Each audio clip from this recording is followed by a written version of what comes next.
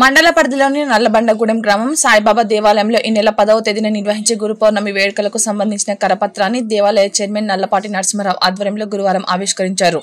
ఈ సందర్భంగా ఆయన మాట్లాడారు.